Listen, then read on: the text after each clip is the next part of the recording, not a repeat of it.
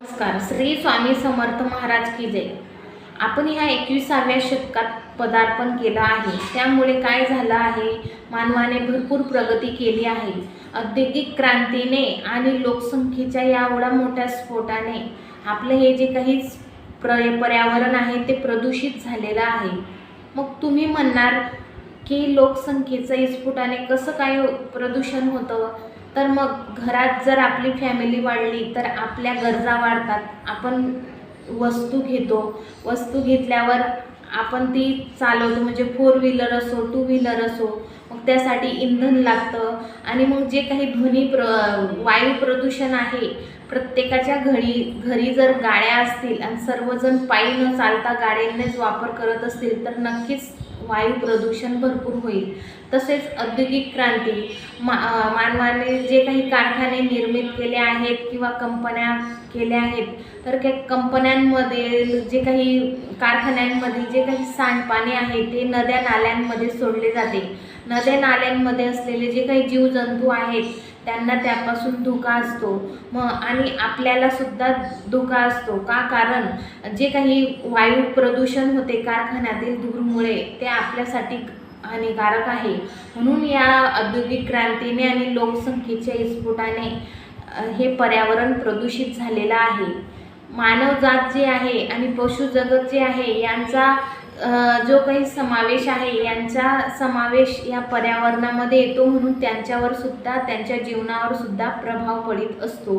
मग मनुष्य जेथे वास्तव्य करतो त्या वातावरणाचा प्रभाव त्याच्या जीवनावर होत असतो आणि त्यालाच पर्यावरण म्हणतात. जमिनीवर असलेले वन, वनस्पती, वृक्ष, पुष्प, फल, पर्वत, नद्या, नाले, सरोवर, निर्झर, समुद्र, आकाश, पृथ्वी, वायू, तसेच पशु पक्षी यांचा सर्वांचा समावेश पर्यावरणात होत असतो.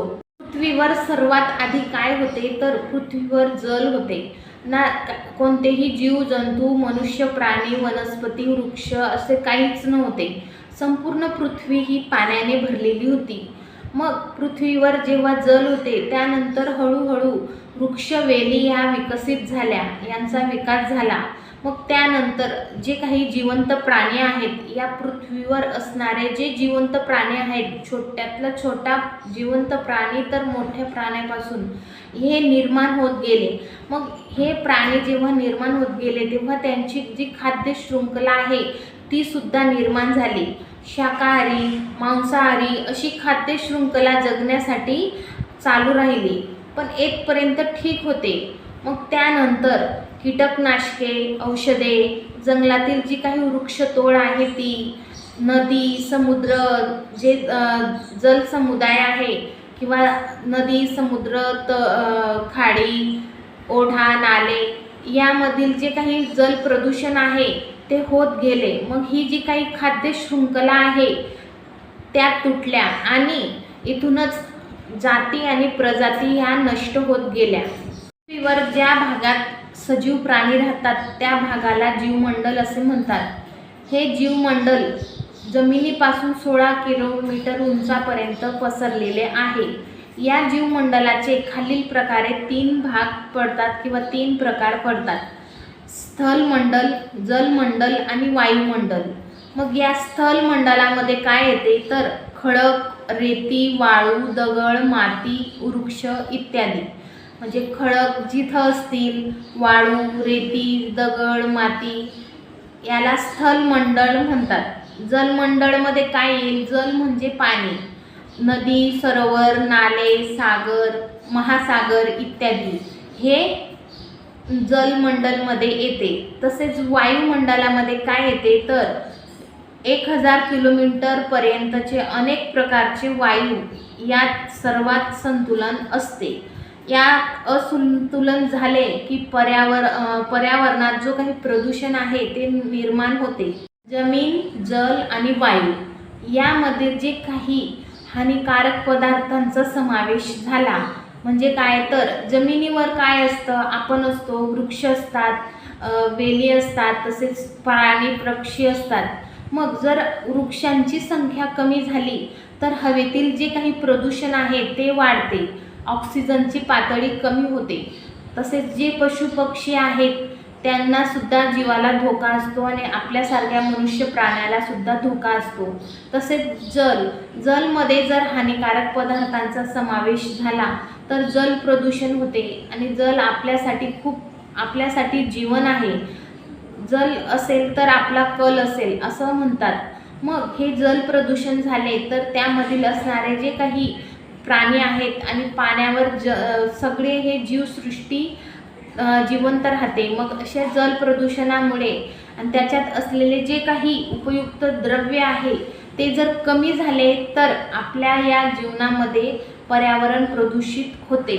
मग ते प्रदूषित झाले तर जे जड चेतन सृष्टी आहे ही आपली जी काही सृष्टी आहे तिचे स्वास्थ्य, कल्याण आणि सुरक्षा यावर वाईट प्रभाव पडत असतो। आपल्याला पर्यावरणाचा निसर्ग आपल्याला लाभलेला आहे। या निसर्गाच्या विरुद्ध जेव्हा आपण एखादी प्रक्रिया करतो किंवा कार्य करतो, निसर्गाच्या विरुद्ध करणे म्हणजे काय?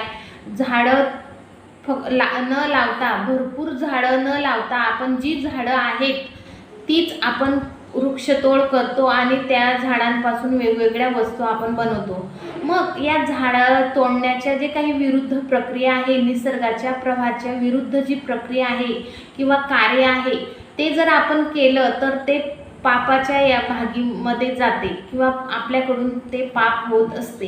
पण हेच जर आपण निसर्गाच्या प्रवाहाच्या दिशेने केले, जसा निसर्ग आपल्याला देतो तसा आपण निसर्गाला सुद्धा देऊन आपण निसर्गाचा उपभोग घेतला तर या निसर्गाच्या प्रवाहाच्या अनुकूलमध्ये केलेली जी कृती असते किंवा आपण जे कार्य करतो त्याला पुण्य म्हणतात। मग काय, जर या निसर्गामध्ये वृक्षतोड होत असेल तर जर आपण वृक्षतोड करून आपल्या गरजा भागवत असू तर त्याच्याच ठिकाणी दुसरीकडे तेवढी झाडे लावून त्या झाडांचं जे काही जोपासना आहे ती आपण केली पाहिजे, जेणेकरून वर्ष 2 वर्षात ती झाडे वाढतील आणि आपलं जे काही गरजा आहेत त्या सुद्धा पूर्ण होतील आणि आपल्याकडून जे पाप आहे ते घडणार नाही।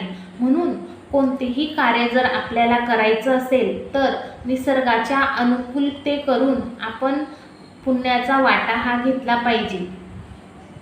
मग माझा हा व्हिडिओ कसा वाटला कमेंट करून नक्की सांगा आणि माझे चॅनलला सबस्क्राईब करा। धन्यवाद।